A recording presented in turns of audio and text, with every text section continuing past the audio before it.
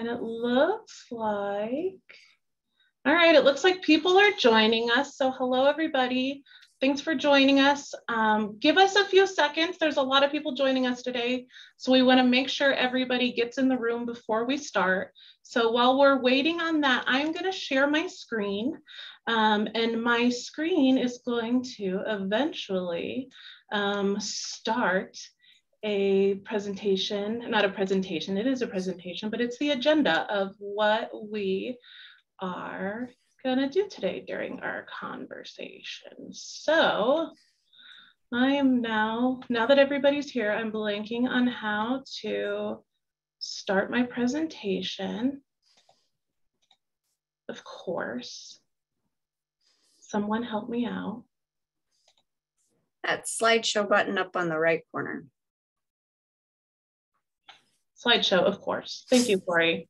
Nothing like having hundreds of people in the room watching me fail at technology. So that's a very good omen. Hopefully that we got that out of the way and everything will go smoothly from here on out.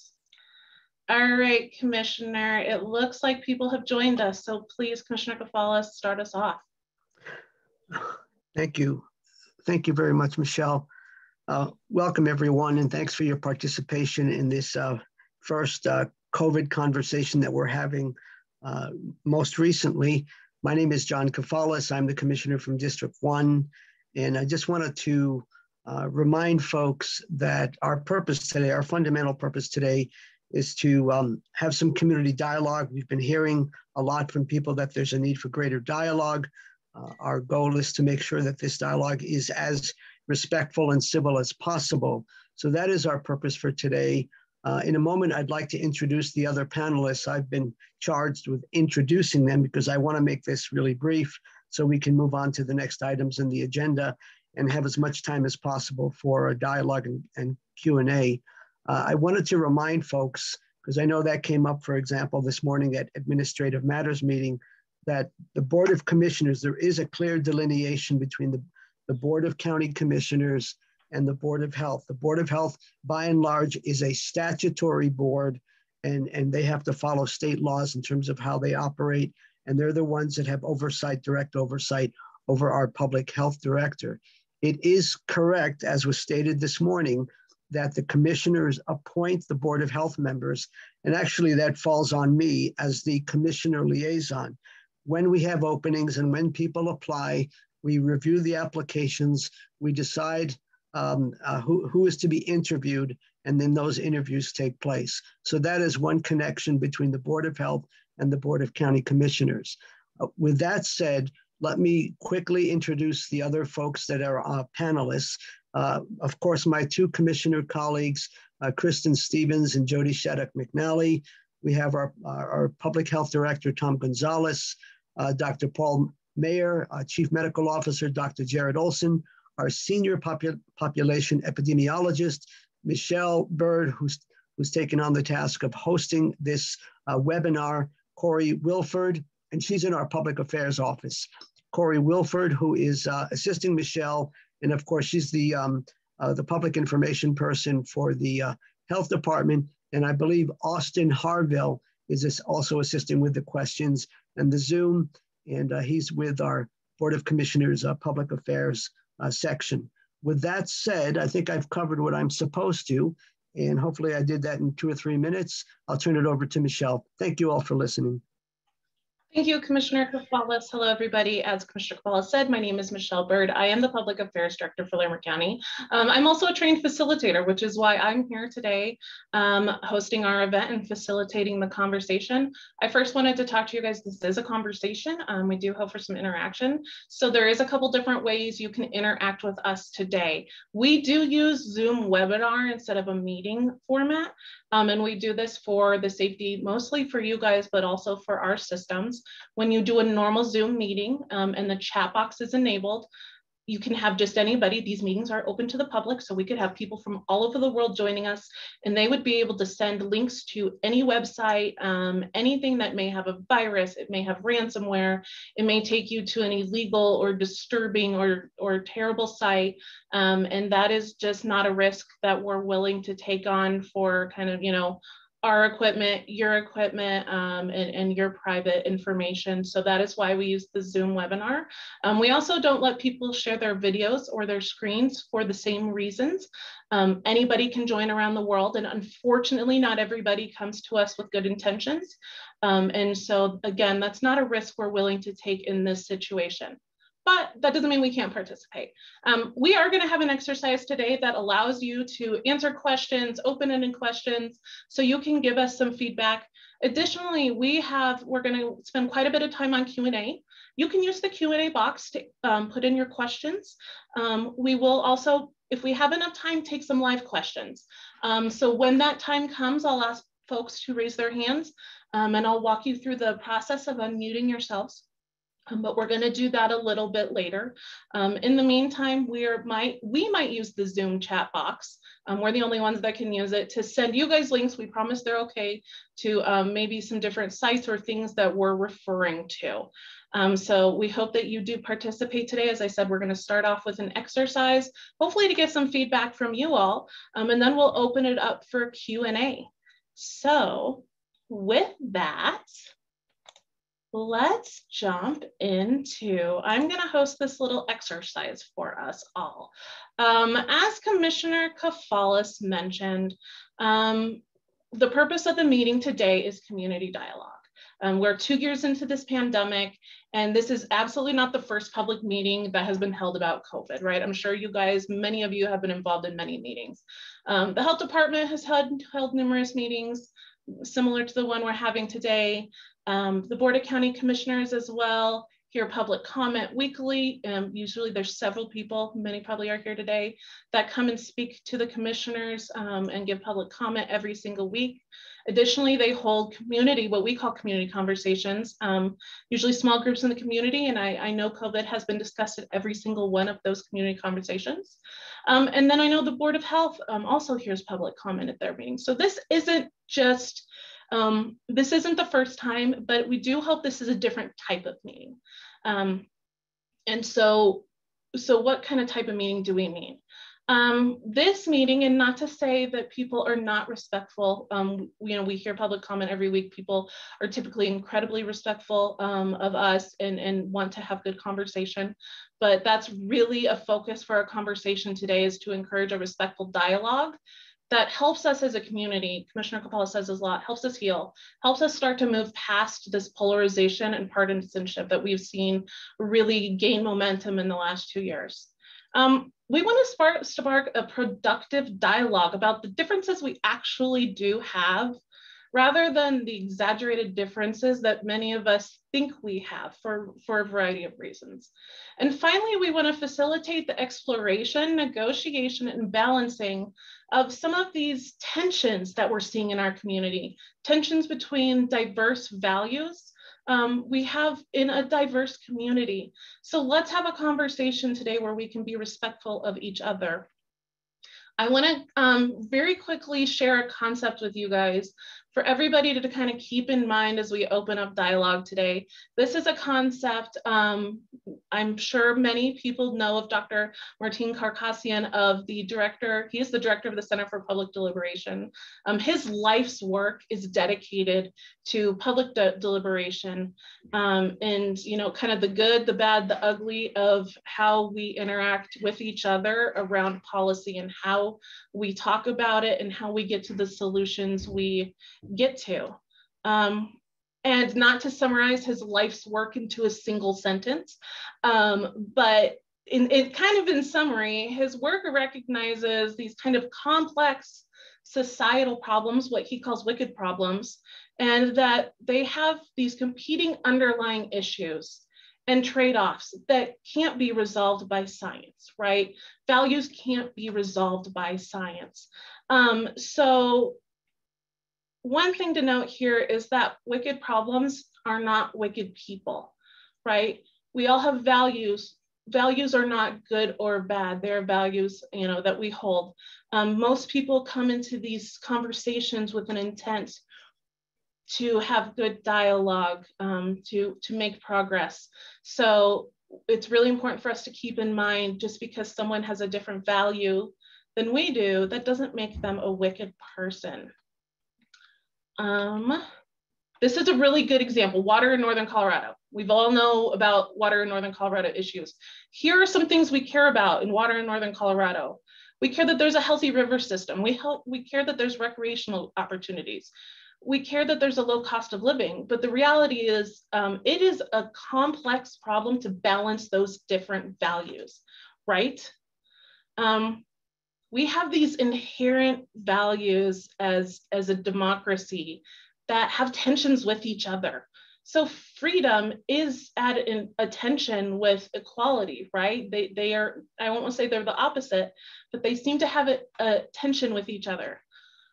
Freedom versus security, justice itself is a tension, you know, kind of balance between too much and too little. So all of these complex problems, and we're gonna move on to COVID as a wicked problem, have these inherent tensions between the values our diverse community has. The only way to find solutions, to come up with innovative answers is to have high quality communication, creativity, and collaborative action to manage these wicked problems. So for example, with water in Northern Colorado, we kind of need to make sure we're balancing the long-term and short-term focus, right?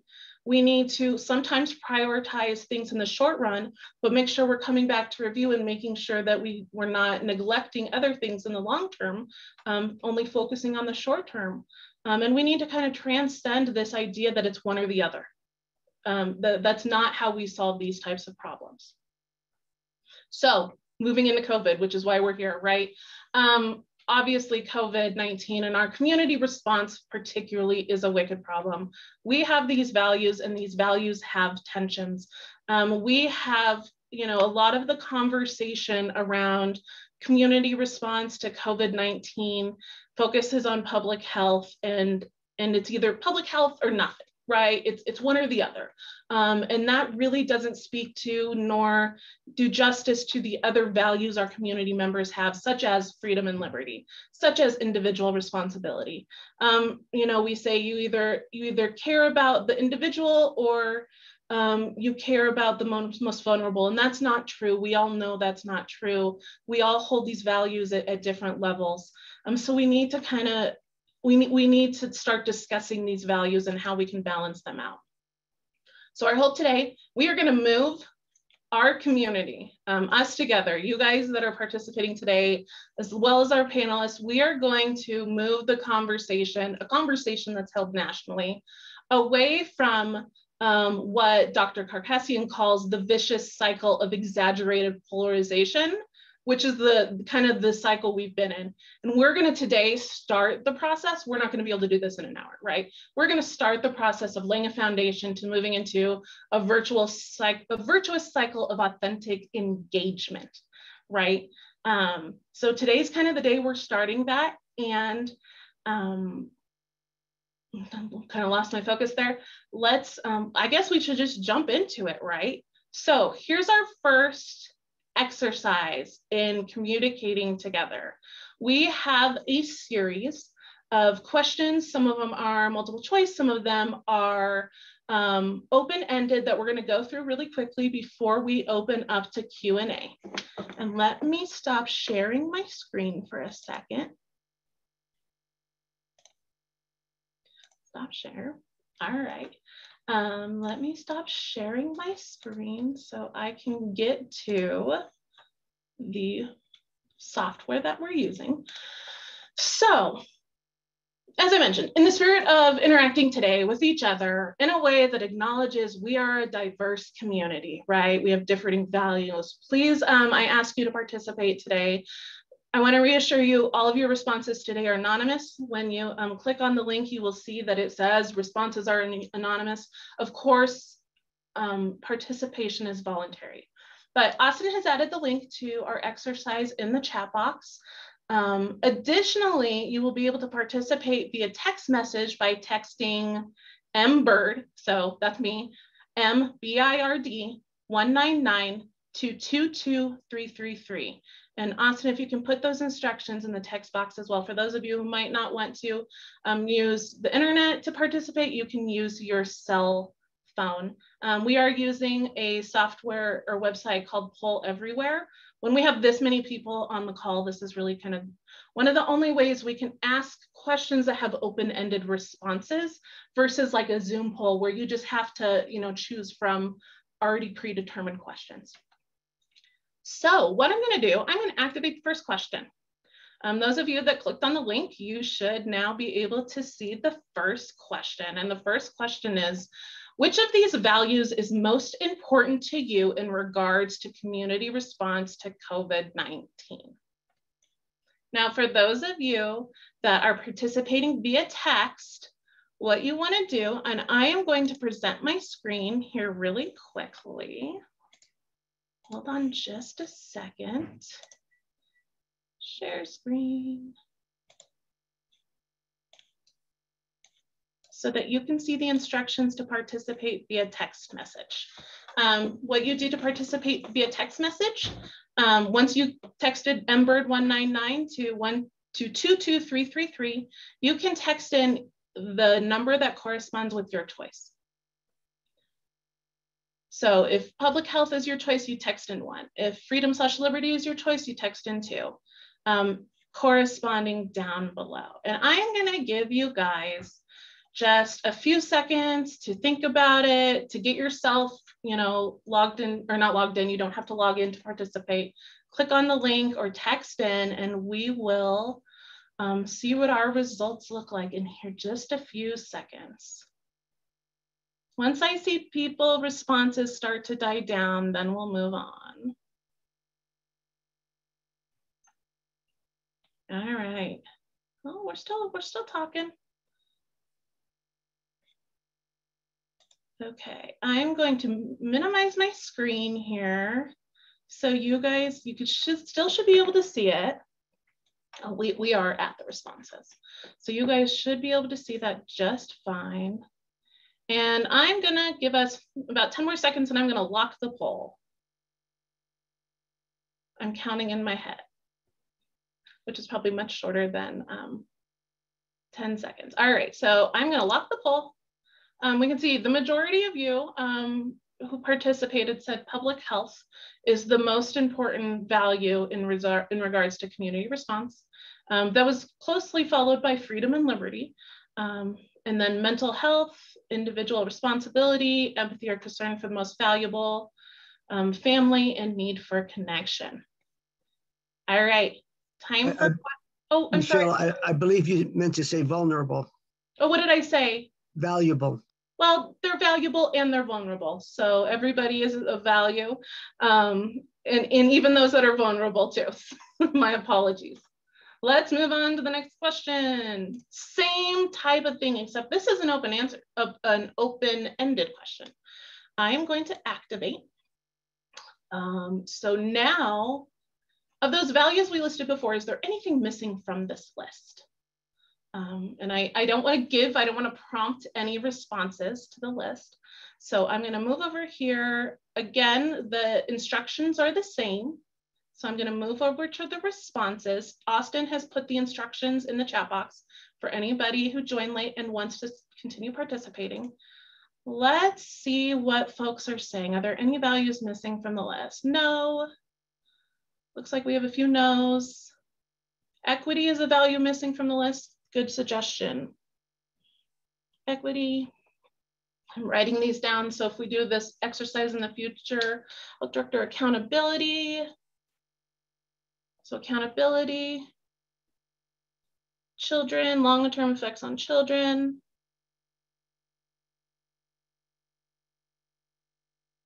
Respect for others. Public health is too broad of a definition. Community. Children's mental health versus mental health. Education. Answers are more complex than one click. I don't disagree, which is kind of why we're going to move into an open question here soon. No, none.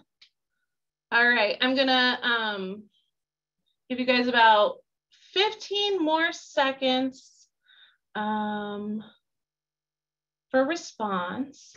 Freedom, liberty, pursuit of objective truth, Parental choice, thank you.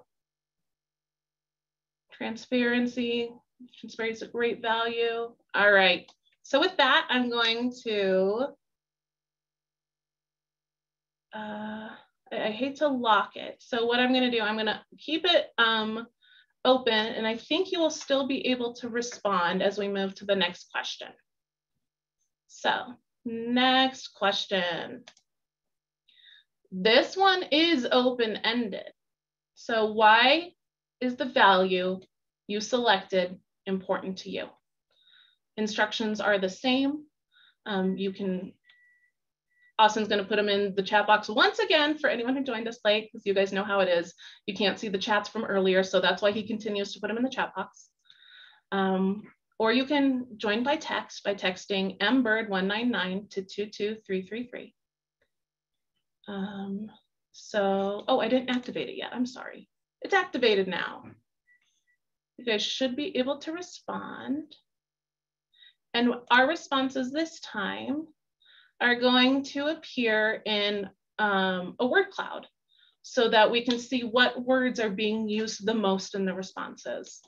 Additionally, everything you respond with today, I know our panelists, both the commissioners and our staff from the health department, is gonna be able to look at and kind of digest further when we have a little bit more time.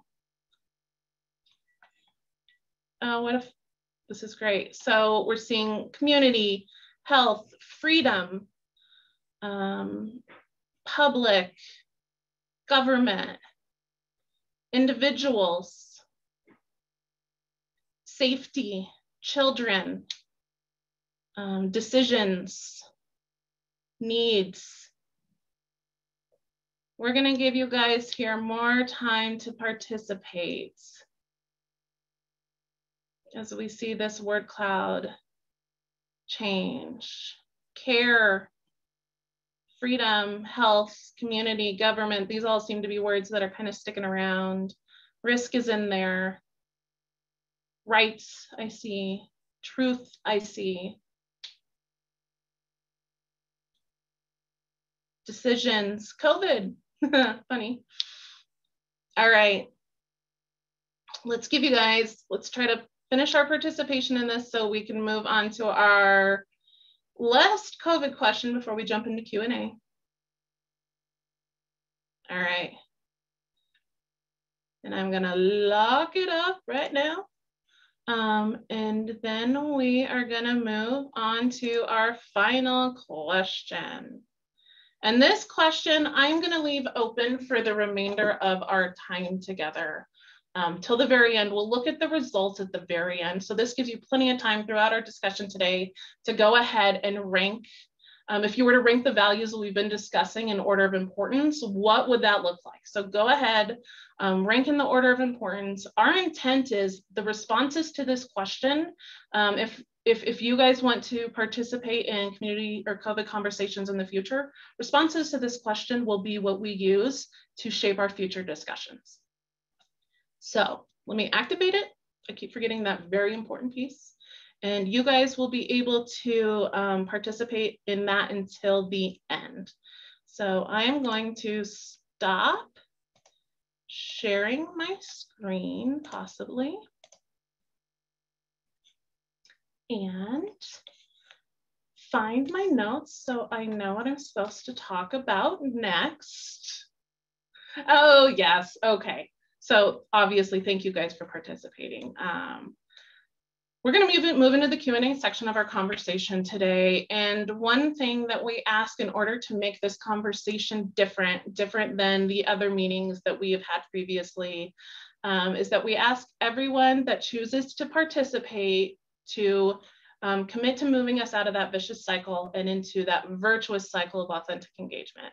And so what authentic engagement means to us is respectful, genuine, and productive dialogue. Meaning we ask questions with genuine curiosity. We speak respectfully of each other. We listen to understand. We acknowledge that people are not wicked, even if their values do not align with our own. We do not make generalizations about individuals or groups, assuming they are acting with malicious intent. and that genuine engagement is not an opportunity for grandstanding. Genuine engagement is basically the opposite of grandstanding. And you know, there's plenty of platforms for that in today's society, that's just not what we're going to engage in with today. Also today, we have a zero tolerance policy for foul language, personal attacks, name calling, derogatory, you know, comments. There's zero tolerance for that today. We're not even going to acknowledge those types of comments. What are we going to do if someone does not participate in a respectful, productive, and genuine way? We're going to ask you to utilize one of the other many options you have to communicate with our Board of County Commissioners, with our health department staff, via email, via public comment at public meetings. There are other ways that you guys can participate if that's not the way you want to participate today. And so I believe the sooner that we make the shift from the vicious cycle to the virtuous cycle, the better off our community is going to be, right? We're 2 years into this. We're ready to move on. We're ready to move into a different type of dialogue. So let's do it. And one last thing, one last poll I want to do before we go to the questions. And this is going to be a Zoom poll. So you don't need to use your poll everywhere. I'm going to launch it. While I launch this poll, I'm going to first ask my panelists, do you commit to participating today in a respectful, genuine, and productive manner? So panelists, head nod or thumbs up or both. Awesome. And then I see everyone is responding. That's great. We're getting close to full responses. I don't want to close it until everybody who has participated or who wants to participate will. All right, participation is slowed down on it, so I'm going to end the poll and I'm going to share the results. So it looks like the 99% of you have committed to participating in a respectful, genuine, and productive manner. We do have one individual who doesn't want to participate that way today, and that's okay. You're just going to have to find a different avenue. As I said, we have public comment, we have email. You guys know where to find us on social media. We know that. So this is not the only opportunity for you guys to engage. So let's move to the Q&A section. As you guys can imagine, we got a ton of questions. We had over 400 participants register. Looks like there's 250 folks on today. We're gonna move through questions by themes is what we're gonna do. So our themes that we're gonna cover is we're gonna talk about public health's role in their strategy. We're going to talk about COVID treatments. We're going to talk about COVID prevention, including masks and vaccines. We're going to talk about COVID impact on mental health, and finally, COVID response moving forward. We're going to start by answering some of the questions that were pre-submitted, just to honor those people that did submit questions ahead of time. Then we'll go to the questions that you guys are sharing in the Q&A box. And we'll answer some of those questions. If we have time, depending on how much time we have left, we'll try to take some live questions for people that have raised their hand. But we all know that answering live questions takes a significant amount of time. So we'll kind of take that as we can. I will say that we had a lot of questions submitted. So I did go in and kind of lump questions together by theme. I wanted to make sure we answer questions in the broadest way possible. So some people had very specific questions about their specific health concern. If they email me those specific questions, we'll get back to you privately. We might rephrase your question to be a little bit broader so it doesn't speak to you specifically. But a lot of these questions are verbatim, what you guys sent in. So panelists, it's time to turn it over to you. Let's start with our questions about public health's role in policy. So I'm going to throw this actually first one to Tom Gonzalez. Tom, what is public health's role and what's your current strategy? Yeah, thank you, Michelle, and good morning or good afternoon, everyone. And thank you, Board of County Commissioners, for hosting this community forum. It's a wonderful opportunity to engage our community, talking about COVID-19. First, what is public health and what's the role of local governmental public health?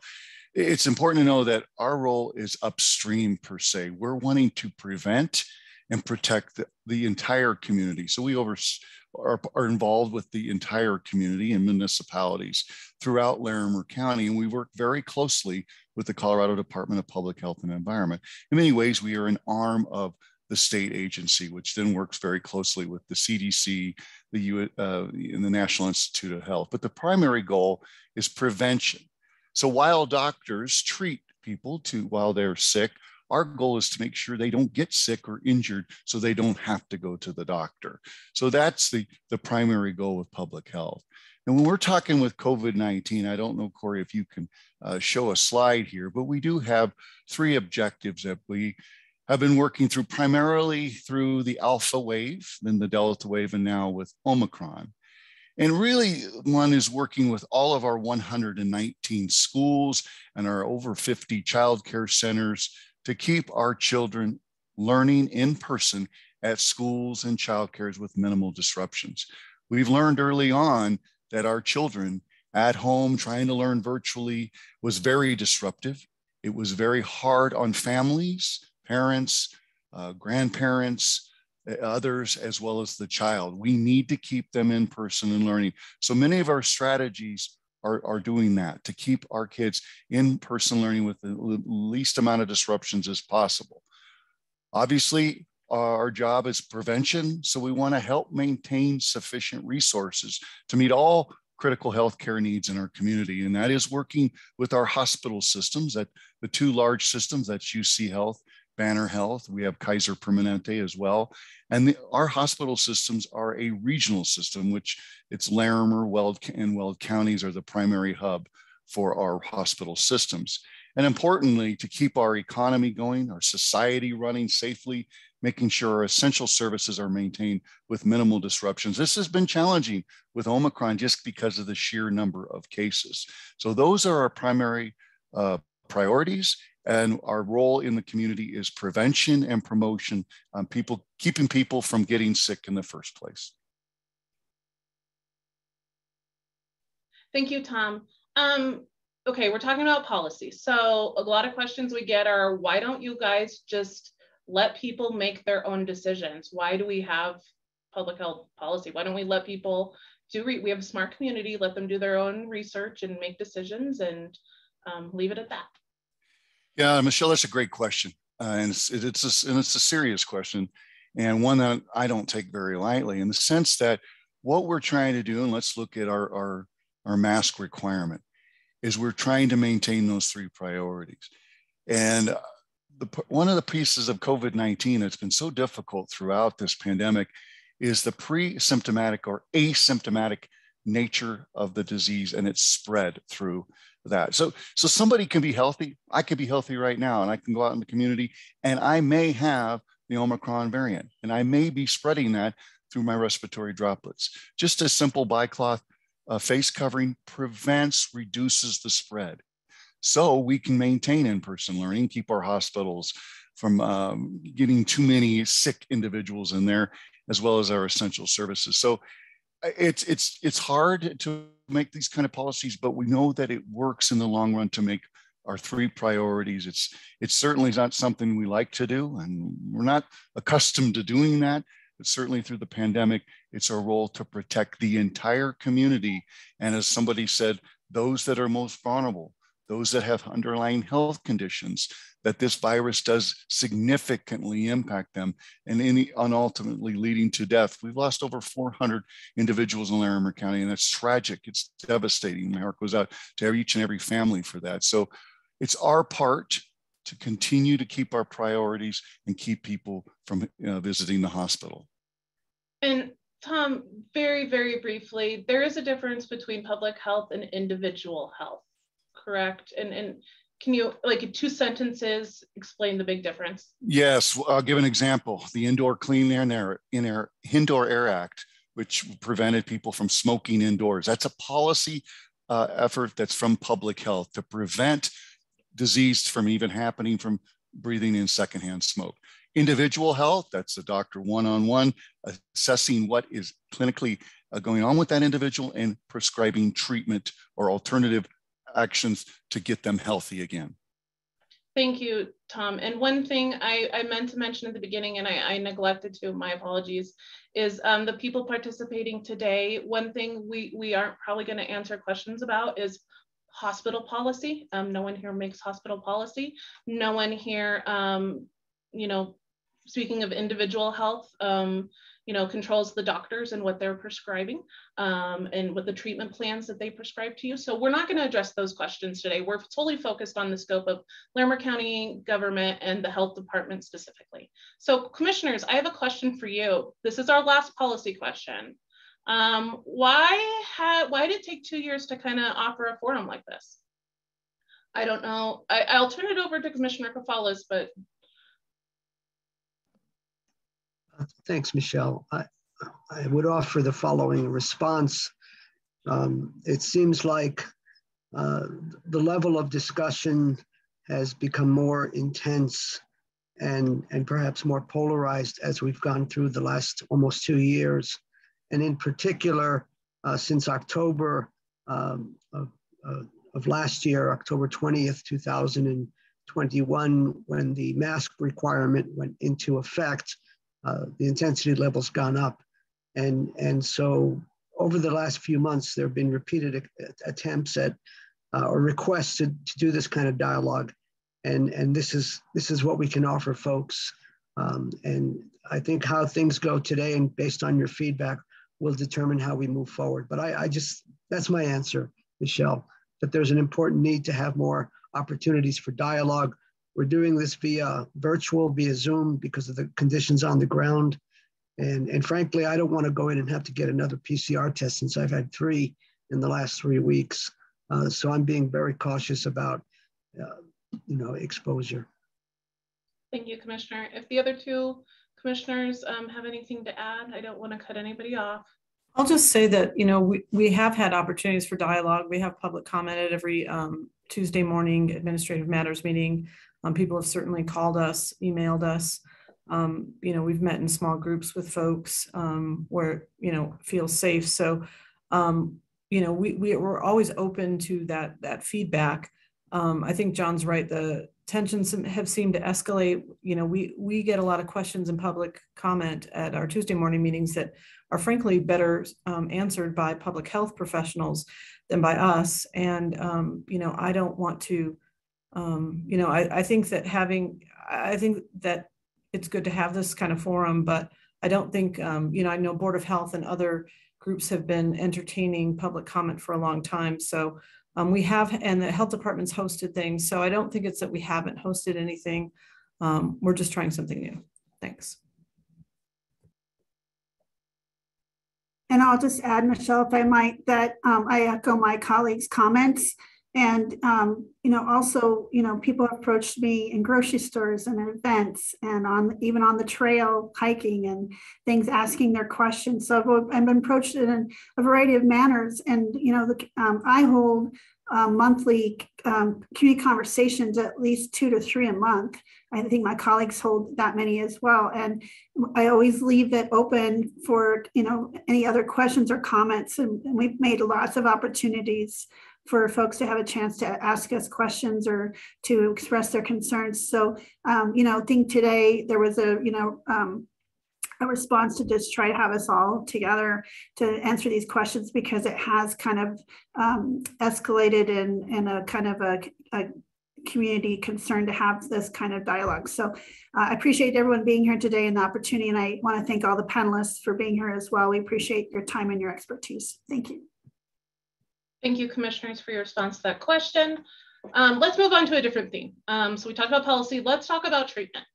We got a lot of questions about alternative treatments, such as vitamin regimens, including vitamin C, vitamin D, zinc, healthy lifestyles. I would like to ask, this is probably a question for Dr. Mayer. Can you tell us how the health department makes decisions about what type of treatments you advocate to the public? Of course, we mentioned this, you guys don't advocate individual, or you don't prescribe individual treatment plans, but you do advocate to the public. How do you make those decisions, doctor? Yeah, so it's actually very straightforward. Our guidance that we give comes from the National Institutes of Health published guidance on the treatment of COVID-19. And it is as simple as that. There are over 100 different potential therapeutics being studied right now that might either treat or prevent COVID. It would be an impossible task for any one individual to evaluate those 100 different therapeutics. So what we rely on is the National Institutes of Health to weed through all that data, and they come up with their treatment guidelines, which I believe are accurate, well-supported guidelines. And it is as simple as that. That's what we recommend. We do get a lot of questions on different therapeutics. The common ones are ivermectin and vitamin D.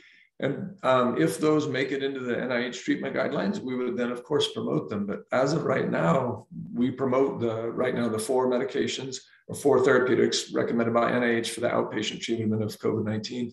I'll mention that we really don't comment, nor do we feel it's our role to comment on the inpatient treatment of COVID, the in-hospital treatment. That's really not the role of the public health department. So we really don't weigh in much on that at all.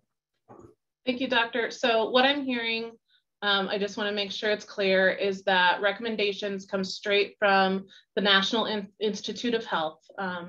So does that mean when an organization recommends some type of alternative treatment, we know there's a lot of organizations out there recommending alternative treatments, and we're all hearing about them, right? If they were to be recommended by the National Institute of Health, then Larimer County would recommend it, correct? Yes, absolutely. Awesome. So we got a lot of questions about ivermectin. You mentioned ivermectin. You did say that if National Institute of Health recommended it, it would be part of our recommendations. But can you just talk about what you know about ivermectin as a treatment and sure. There were some early studies quite a while ago, one kind of famously out of Egypt, that early on looked like ivermectin might be beneficial.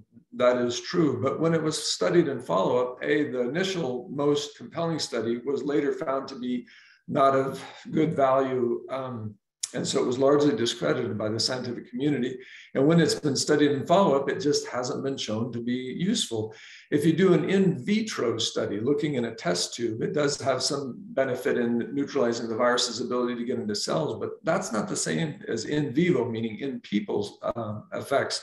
And when it's been studied in real life in people, it really doesn't have an overall benefit that we know of now. Things do change over time, but as of right now, there is not a demonstrated benefit to that. The same is true for vitamin D. Early on, vitamin D did look beneficial. There's an older study that seemed to support that vitamin D supplementation helped decrease your risk of getting just a non-specific viral upper respiratory tract infection. And early on, there looked like some data supported vitamin D with COVID. Unfortunately, believe me, I wish vitamin D was a useful therapeutic because it's cheap and quite safe. But in follow-up, it really wasn't supported. It does not, it overall has a benefit for folks with COVID or preventing COVID or people who have COVID. And again, I really wish it did have that benefit. I would love to promote vitamin D as a treatment because it would be, again, safe and inexpensive.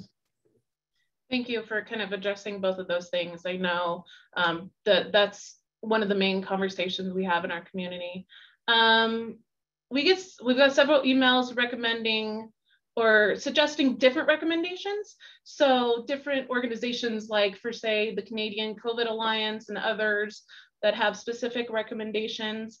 And a lot of times the public would like you guys to look at those recommendations and discuss them with the individuals. Maybe this is a question for Corey or Dr. Olson, I'm not sure, but how can the public effectively share that information with you guys to review? We had the question of how can I share information? Yeah, I guess I would first say, as far as treatment goes, we really want to encourage folks to talk to their primary care provider and go ahead and get that information about their specific health conditions, right? Some of the approved drugs by NIH are contraindicated by other prescription medications. So it's important that, you know, a provider is working with you one-on-one. And that may also offer some other opportunities for you to have specific questions about your health condition and possible treatments answered by that professional. If there are resources or other information that folks want to look to us, and they certainly do share that with us very frequently, they can use the COVID concerns email at larimer.org. I'm sure maybe Corey can drop that in the chat for folks, and we will take a look at it. Oftentimes, you know, Sometimes, unfortunately, especially in a pandemic, when there is so much uncertainty and so much difficulty and so much unfortunate loss of life, some things that look too good to be true are unfortunately too good to be true. So there are no easy answers. There are no quick fixes for a lot of this. And correct me if I'm wrong, folks can reach out if they have some research or a report they found and they want to talk it through with someone. They can call the Joint Information Center or email the Joint Information Center at covidconcerns.larimer.org, and someone will reach back to them and kind of talk them through it. Am I correct in that? That is. Oh, sorry, Jared. No, go ahead, Tom. That is correct. I do want to be very clear that Larimer County Department of Health and Environment does not have any authority over treatments. So we don't have the authority to approve a treatment, or that comes down from the federal government to the state health department. So when folks say, hey, why aren't the Board of Health, improving this treatment to doctors, we don't have that legal authority. We can't do that. And that's very, very specific. And that comes from from state or federals down to the state. So again, we are prevention. We're upstream trying to prevent people from the hospital. So it's not really where our space is not treatment. Certainly if something gets approved and we work for like monoclonal antibodies, we work together to get that center up when it was the Delta wave. Logistically, we were health strategists and getting the word out, but we again don't approve treatments. Thank you, Tom. All right. We've talked about treatments. You guys kind of just stressed that your focus is on prevention. So let's move on to prevention. Let's talk about prevention. Let's talk about masks and vaccines. We had a lot of questions about those. So kind of summarizing some questions. We had a lot of statements or questions regarding skepticism about the effectiveness of masks, particularly for masks that aren't K95 or N95. Kind of a two-part question here. What role do kind of masks still have in preventing COVID-19? And then second part of that question is, when looking at numbers compared to our surrounding counties like Weld, is there any evidence that masks are working? Sure. So let me take number one, and then please do remind me of the second part of that question. So with the first one, let's just go back to the basics here, right? So this disease, this virus spreads through aerosols and through droplets. So when we speak, when we sing, when we talk, when we cough, when we sneeze, we're ejecting very small droplets, which carry the virus if we are at that time infectious. So anything we can do to reduce our exposure or others' exposure to those droplets is how we break up those chains of transmission. So really, because of the dispersal outdoors and how quickly things move away with wind and humidity and things like that, we're really talking about indoor spaces, whereas the overwhelming majority of our risk, almost all of it for all effective purposes. So when we're talking about an indoor space, there's several things that influence the density or how many of those aerosol particles are in there and whether or not they might be virus carrying. So the first one to keep in mind is community prevalence. How many folks out there have the disease at any one given time? And what's the likelihood that they might be in a room with you? Because if there's no one in the room who has COVID, who's infectious, then anything that comes out of your mouth will not be promoting transmission of the disease. So that's the first one. But then we also, if we know that community prevalence is high, and we know it's extremely high right now, the estimates from CDPHE are about 1 in 10. They could be even higher than that. So with that in mind, we know that often many rooms are going to contain individuals who are in their infectious period. So we're looking at reducing those number of droplets that somebody else could breathe in. So with those aerosols, you have the size of the room, the number of people in the room, the length of time that you were in that room, as well as mechanisms in order to reduce the amount of those droplets and those aerosols in the room. So that would be air exchange or ventilation, changing out the air that's in there, the stagnant air for fresh air, or filtration, running it through a HEPA filter or something that can filter out those viral aerosols that carry the virus. So all of those are pieces of this puzzle. And then another piece of this puzzle, in addition to all of that, is masking, because masking offers two ways of controlling those aerosols in the environment. The first one is source control, meaning if you're infectious and you're coughing, talking, or singing, you're able to put it out into the mask and it's captured by the mask. If you are somebody else in the room who may be exposed to that, that mask can offer you some protection from breathing those particles in. So the first part of this is with masking is you want to have good fit and good filtration. And this is something we've been recommending since at least back to the Delta wave. But if you can increase the filtration capacity of the material that's covering your face, so that would be a non-woven material like an N95, a KN95, a KF94, things like that, as well as the fit, no air gaps around the sides. That's going to give you the most possible protection as well as the most reduction in transmission.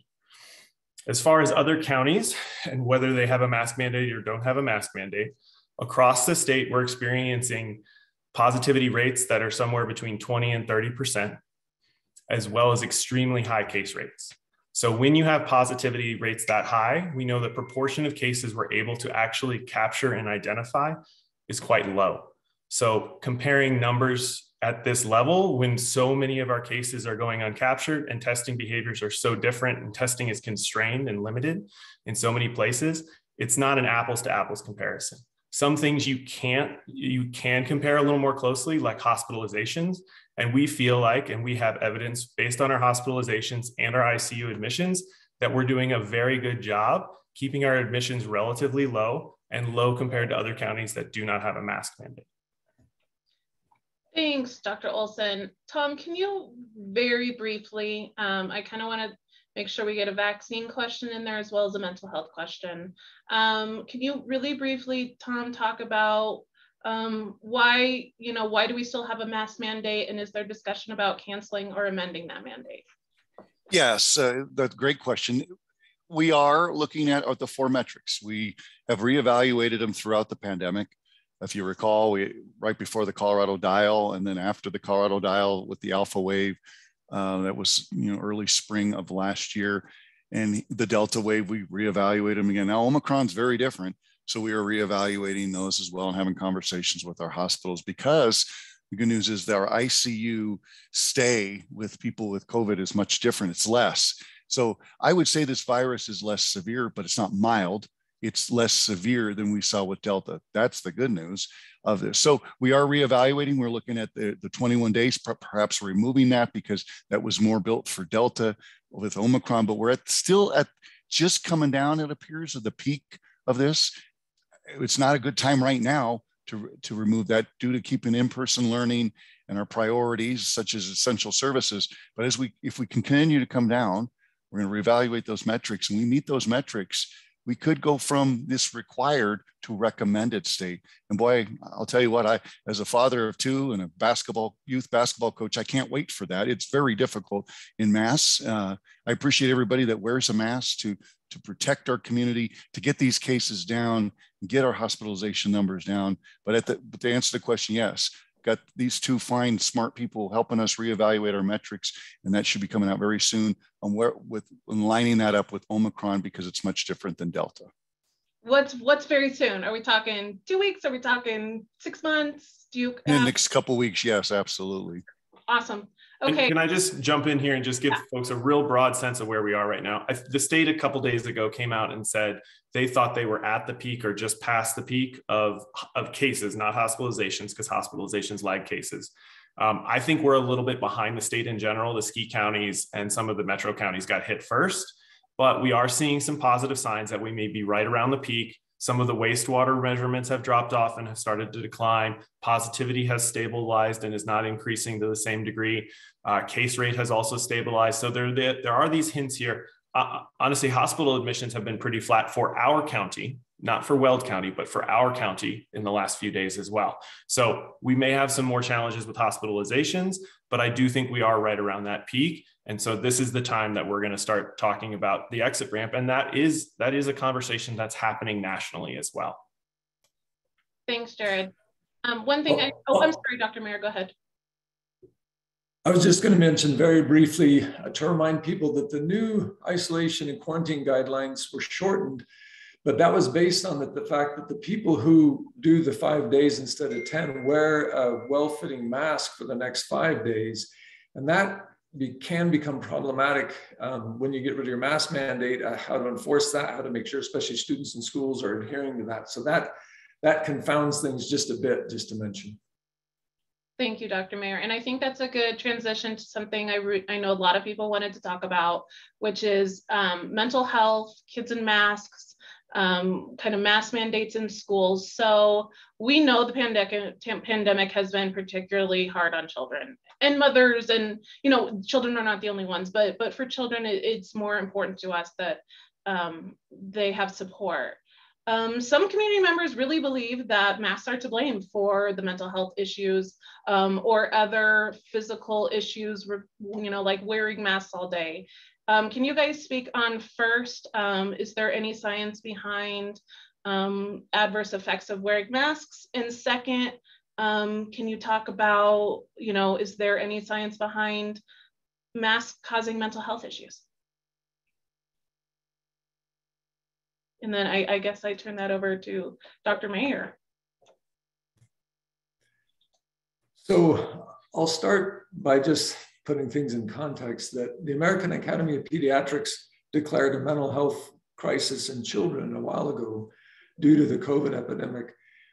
That same group also overwhelmingly came out with a recommendation that all children mask in school, and they came out with that back in July before school started. So people should just realize that those two things can be compatible, a recognition that we have a huge mental health issue and a recommendation to use masks. There were some studies on, to get to the other part of your questions, on masks and interpreting visual cues for kids and learning. And there can be some impact, and the younger the children, the more, but overall the impacts, kids are very adaptable and they do really quite well. So there can be some impacts on interpreting facial cues and nonverbal communication, but when that's been studied, it was not felt to be significant enough to get rid of the mask mandate. And as I mentioned to folks before, remember that the National Science Teachers Association and the National Association of Educators have both come out overwhelmingly in favor of mask mandates in schools.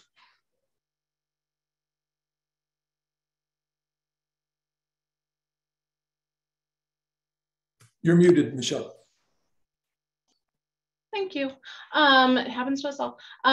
We have a lot more questions. However, I wanted to get to one final question regarding vaccines that I heard time and time again, and then we're going to close out for the day. So let me try to find it. I have my whole list here. We know there's a ton of information about, conflicting information about the level of safety versus the risk. Obviously, vaccines are not fully preventing against COVID, contracting it or spreading it. So why are we still recommending vaccines, even though we know it's not full protection? Vaccines, and especially the booster, right, which really should be considered part of just a regular 3-dose series, is exceptionally protective against hospitalization, severe disease, and death.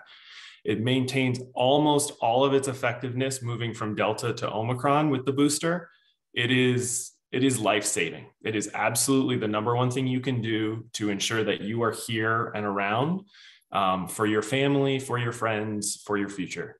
So it's exceptional. Yes, we have lost some of the sterilizing immunity, so that ability to not be infected at all when we move to Omicron, but your body recognizes what it was trained to recognize when it got the vaccine. It recognizes the whole virus, and it ramps up its second line of defense with your immune system, your memory T and B cells. So I'll let Dr. Mayer expand on that if he wants to.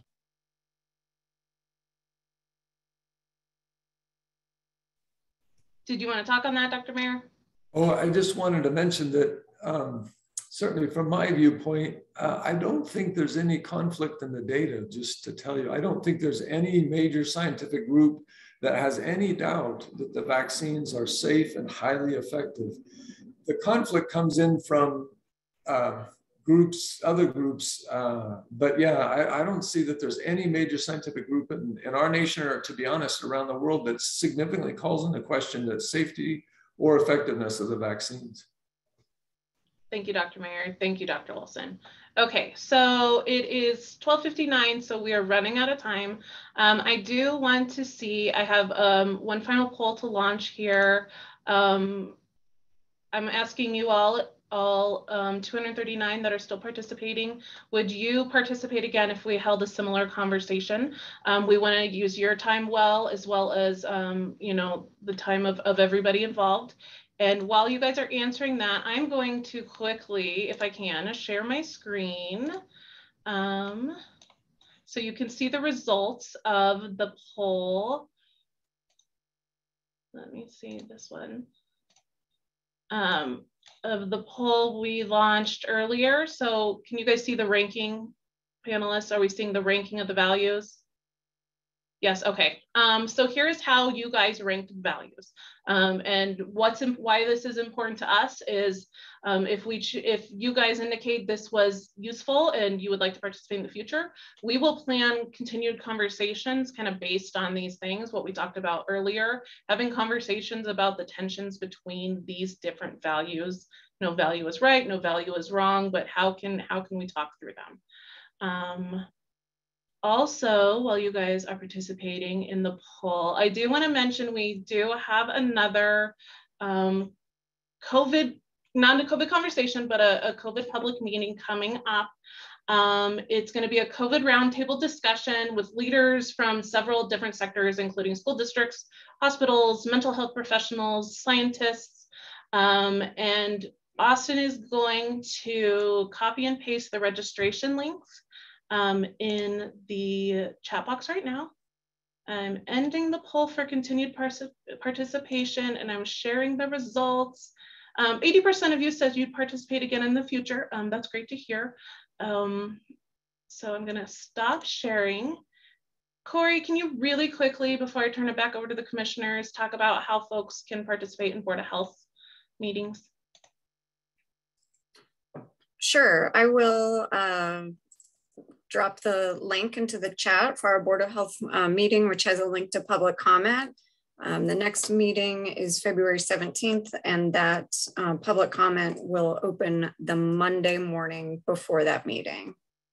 And in the meantime, is there, I know you probably put this stuff in the comment section and I didn't see it, but is there a way for people to interact, give feedback, ask questions? It includes the COVID concerns email, and that's a great way to get questions, information, and your thoughts into our leadership and to the Board of Health. Thank you, Corey. Thank you, panelists. I appreciate your time. I'd like to turn it back over to our commissioners for any final words.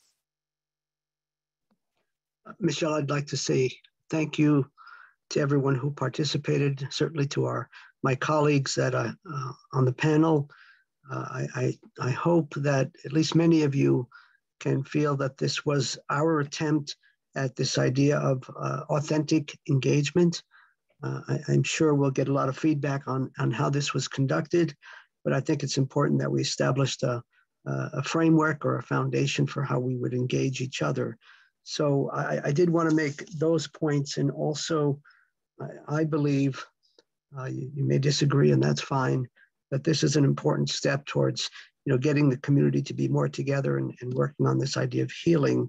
And finally, I tried to go through the Q&A stuff. There's 129 comments, and I think I noticed that Corey said they'll do their utmost to try to respond to things. I noticed, for example, one from Tasha from Livermore, and I can relate to that. Those of us who are boomers, maybe next time, assuming we do this again, we want to do a better explanation of how to use text messages, because I have a heck of a time with that. But in general, we've tried to be responsive, and I guess that's all I have to say. Just to say thank you, and we'll certainly take all the input and determine what the next steps are besides the February 7th roundtable discussion. Thank you all. Commissioner Stevens and McNally, would you like to add anything, please? Just thank you for everyone who attended, and really thank you for the Department of Health, Tom Gonzalez, Jared Olson, Paul Mayer.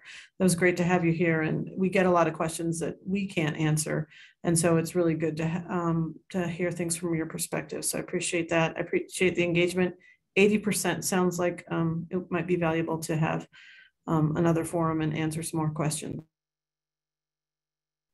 Commissioner Shattuck McNally? Thank you, Michelle. Thank you for facilitating this conversation. Thank you to Dr. Mayer, Dr. Olson, and thank you, Director Gonzalez and Ms. Wilford for participating today. And thank you, Austin, for assisting. And thanks to my colleagues. I know a lot of folks were frustrated they didn't get their questions answered, but when you have, a couple hundred people online and we have a lot of, I think you said 400 questions, that would be really hard to get them all answered. But I appreciate everyone attending today and their engagement. And I look forward to continuing to engage the public in this conversation. And thank you all for attending today. And in particular, Michelle, thanks to you for doing such a good job. Not an easy one of facilitating, trying to collect all the background information from Martine Carcassonne and the Center for Public Deliberation. So you get an awful lot of credit. Thank you very much. Thank you, commissioners. Thank you, participants. Thank you, panelists. And hopefully we will see you guys on February the 7th and numerous times in the future. Bye.